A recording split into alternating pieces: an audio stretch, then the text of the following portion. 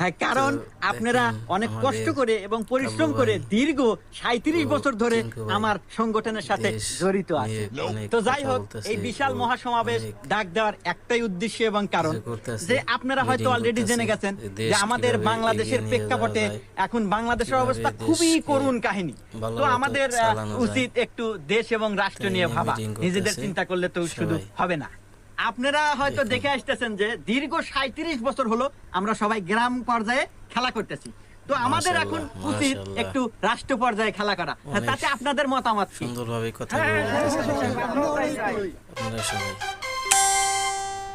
তো যাই হোক, আপনাদের উল্লাস দেখে আমার মনটা খুশিতে ভরে গেল, কারণ আপনাদের মনোবল অনেক শক্ত।